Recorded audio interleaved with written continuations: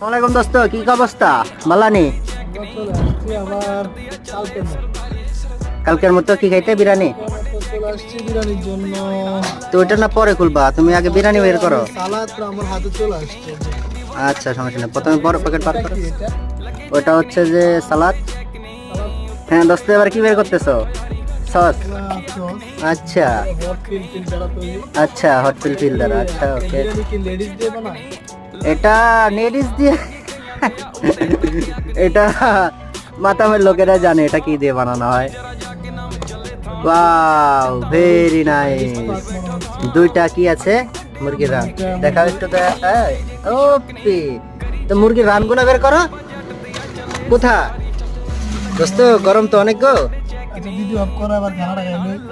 ও পুরাই অমৃত দোস্ত। ও বাহ।